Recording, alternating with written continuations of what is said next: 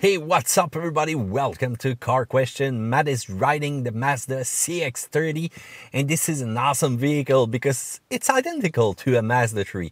Same engine, same transmission, an all-wheel drive system that you can get. A little bit of difference though with the off-road button right here on the side. But when you look at the size, well, it's a Mazda 3 on high heels, more ground clearance, a little bit of plastic around, and it still handles well, like it. So it's sized right between the CX-3 and the CX-5.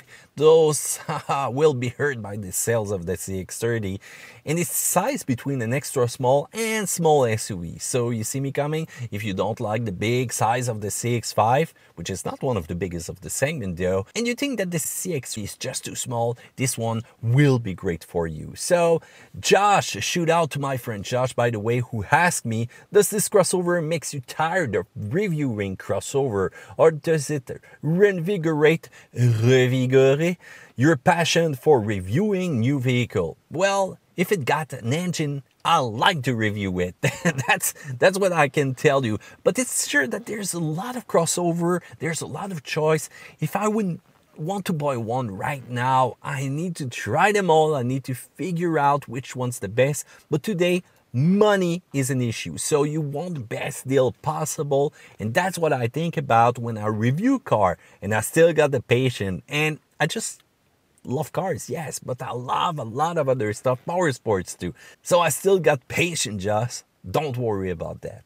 How about MBA? So he asked me, what year that this vehicle was released? Well, it was released in 2019 in Japan, but here, this is the first year that we have the CX-30. So let's look at the exterior. Nice design from Mazda, that kudo styling, once again, which is similar to what we find in the Mazda lineup. When you look at those lines, they seem to be moving, but since they wanted to make a big difference between the three and that crossover, well, they created some kind of coupe style. And you've got a lot of plastic. And by the way, Rascal asked me, is it only pure decoration when you look at the plastic on the side? And the answer is yes. Even the bumpers are plastic. They're going to be more robust when you're going to get into some deep stuff with some tree branch on the side. But anyway, it's not meant to go in real harsh off-road. This is mostly a city crossover, but it's still got enough capability to take you out there when you're going to be going on that fishing trip. So you've got a nice look. It's looking like the rest of the Mazda family, classic luxury style. I love also the lights, the profile that you can see on them. How about the blinkers? And by the way, shout out to I lost my iPhone 21 who asked me, can I see the blinker? Yes, you can, my friend. Here it is. It's kind of pretty neat that they put the front blinker so low in that position, and I like also the rear design. But let's look inside now. Well, it's a copy of the Mazda 3 once again. Exact same components, same screen, same display, same cluster, same button that you're gonna find inside. There's no major difference. Not even more space. I really love that 8.8 inches screen, Apple CarPlay, Android Auto, but that multimedia system, I like how it's brand new. But still, they should have added some option to make it way more easier to switch from an XM satellite channel to another. Sometimes it's kind of confusing with that system and it takes a lot of attention, so that's not really good. Still, love the sound quality, love the generous support of those seats, how comfortable they are, and I love also the unique interior, the color. But there's one thing that I don't like. It's the gap right here between the doors, so wide that I can stick my finger. If you want to get in luxury segment Mazda, you need to close those gaps. But otherwise, I really love the feeling of the car, the material inside. When you get to rear space though, that's another story, but you've got some real easy access to the trunk that I really like. Shout out to Andre who asked me why there's no little handle to make sure that the seat go down really quickly. Well, you've got sometimes that's into car. I know it will be simple to put a button, but it's often all about price and all about equipment and engineering decisions. So I can't tell you exactly, but still, nice question, Andre. So let's talk about the engine here in Canada. Oh, Canada. We have the 2.0 liter engine that you can choose, or the 2.5. In US, only the 2.5, guys. So the 2.0 is going to be good for 155 horsepower, 150 pound-feet of torque, and the 2.5, 186, and the same amount of torque power. So in the US, you can still go for the all-wheel drive also, which is kind of great. There's no manual transmission though, only an automatic 6-speed, and I love the fact that it's not a CVT or not a dual clutch. Classical 6-speed transmission. So either you go for a front-wheel drive or an all-wheel drive iActive. And this year, when you go for the fully equipped model, you will have the possibility to get that off-road traction button, which is kind of great. I think you probably saw the diagonal test that we did. Pretty amazing. I think we had some effect on that button, how they saw the traction control system button back in the days, what was his role, and the fact that they changed the logo now, I think there's a little bit of car question into that. So still amazing power coming out of that button when you go off-road. So it's going to replace the TCS off button, so it's going to send more power to the wheels that needs it, and it's going to even work side to side. What a lot of manufacturers didn't understand when they put a lock button, people think that they're locked on all four wheels, but that's not the case. Often it's just the power sent from front to rear which is locked. And often it's not even the full power which is sent to the rear wheel because of the clutch pack and all sorts of algorithm. But still, with the Mazda, pretty impressive what they have done this year with that. So even if the sticker price starts at $26,000, go for the all-wheel drive at $28,000. But be careful, that off-road button only in the fully equipped model though. Let's talk about the road handling, and this one doesn't accelerate as fast as I would have hoped to. I'm kind of deceived by the power of that 2.5. It's a little bit heavier than the Mazda 3 now, sitting on high heels.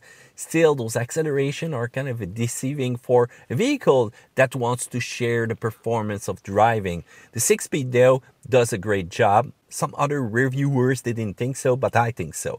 Braking is precise, direction is precise, suspension though with that unique configuration is kind of harsh into pothole territories. And as you can see on our diagonal video, there's not a lot of suspension travel. So I think it's mostly because they use the suspension of the Mazda 3 and adapted to the CX-30. But it's making a bouncy ride, something that I didn't find in the Mazda 3. So Christian P asks, how is the off-road mode that sends no looking button any different than the traction control in the 2019-2020 CX-5? By the way, the 2020 CX-5 and CX-9 will have that button. Does it actually change the handling of the vehicle or just a rebadge of the TC to get the consumer to fall for it? Well, guess what? It changed completely the algorithm. You can feel it even when you're on dry tarmac, when you're going to be turning. You feel that this all-wheel drive system is completely locked, and it's going to make a huge difference once you're going to get out there into harsh territory where traction is going to be needed. Shout out to my friend Tudor Adrian, who said would really like to see the all-wheel drive put through its spaces, diagonal, backward diagonal, like I know you guys do most of the time. Looking forward to this one very much. Well, you got it right there on the cards. Easy access for you. Subscribe, likes, and share, guys. Genius. A lot of questions from him. Number one, in comparison to the competitive sets with multi-link rear suspension, how does Mazda newly designed torsion beam suspension hold up in twisties, over bumps, and high-speed stability? High speed, they got it. In the curves, they got it. But once you're going to meet some bumps, I don't like how it's a little bit more bumpy than the Mazda 3. How about question number two? Do you agree with many reviewers who said that the Mazda 3 hatch all-wheel drive is a superior choice because of its more graceful handling characteristics and the neglectable difference in the ground clearance? I like cars. I like sedans. I like cars with low center of gravity. I think people with all that crossover SUV desireness forgot what it's like to drive one of these cars, and often they offer the same interior space at a lower price, got lower maintenance, and you won't probably see a lot of them around because right now everybody's going for SUV and crossover. Number 3, is Mazda new active all-wheel drive system superior or far inferior to that of the version of the Subaru symmetrical all-wheel drive available in the Crosstrek? Also, can you do a head-to-head off-road comparison or both? Here in Quebec, it's kind of real hard to get two press vehicles at the same time, so we'll try to make it happen, but I don't want to make false promise to you. But still, how does it compare? There's just a lot of factor when it comes to an all-wheel drive system. Off-road's one thing, on the road's another, in the snow and icy situation, and how reliable that system will be, you don't want it to disconnect. So we did a lot of this with Mazda that were not that great. But now with the CX-30, geez, they made a lot of progress with that diagonal test, with that aggressive setting. So the off-road, they've got it. But be careful, there's no underplating with that vehicle. Still, in the snow, I think Subaru got a little edge because of the fun that you can get with the vehicle and how it's going to respond from 10 kilometers to 120. It's always there. Even if you use the off-road button here with the Mazda, I don't get the feeling that I had the same precise handling as the Subaru all-wheel drive system. But you know what? With X mode facing that off-road mode, I think Mazda got a little edge now with that aggressive system. Still, I think you're right. That's going to need a face-off though. I think they made a lot of progress right up to the nose of Subaru that will need to do something to get an even more aggressive X mode. 2.0 gave you some latitude to go through that mess, but still it's not as aggressive, I think, as the braking force that I get with the off-road mode on the Mazda. So it's a big death match until the end. Let's talk about fuel consumption. The 2.0 front-wheel drive, 8.9, 7.1, 2.0 all-wheel drive, big difference though, 9.4, 7.7. All-wheel drive costs a lot of fuel to run, even if you don't use it. 2.5 front-wheel drive, 9.3, 7.1, and the 2.5 all-wheel drive, 9.9, 7.7. So it consumes a lot of gas. Geez, it's okay that today now the gas prices are cheap, but we're going to talk about that maybe in 1-2 years, and that's going to have all change. Otherwise, you can also go for the deactivation cylinder option, 9.5, 7.4. But right now, this one with the winter tires, over 10, and it's a lot of fuel for such a little vehicle. So you got to be careful with your driving around. So Haley Billy Sportman, shoot out to you. He said to me, zoom, zoom, and I say to him, vroom, vroom, which is the French side of it. So Sophie asked me, is it a better version than the CX-3 or the CX-5? Well, it's not a better version. It's just an amazing improvement situated right there in the middle when it comes to road handling. The CX-3 is kind of too small, too harsh, too plastic. The CX-5 is a little bit bigger. You're going to have to spend a little bit more money to get to it. But this one is right in the middle where it's pretty interesting. So shout out to Patrick, who told me a long story in French, saying that his wife hit herself right there trying the car, but did that not happen to me? And I'm a giant, your wife must be tall. So she went for the CX-5, and he's got that stone chip problem. Oh, that's interesting, only with the red. And yes, I tried to check on our press model here what was happening with the red paint, and I could still see a lot of stone chip for the 2,000 kilometers that I had on the car. And surprise, Mazda protected this one with a lot of 3M papers. That's one of the rare case of press vehicle that there is so much protection on it. So is there a problem with your paint? Share the love here under the comments. So the minus points: suspension really firm, be careful during winter. You might want to use smaller wheels, smaller tires. The performance of the 2.5 is kind of deceiving.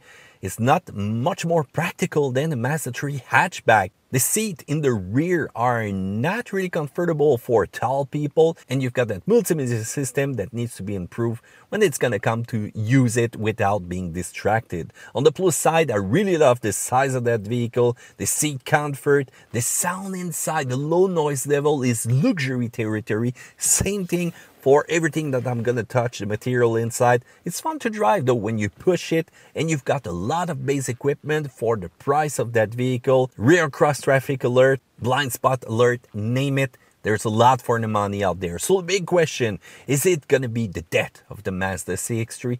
I think so, or they should make it front-wheel drive only and make it really, really, really affordable, because right now with the CX-30, it's getting aggressive. So how about the Mazda 3? Will it be its hand?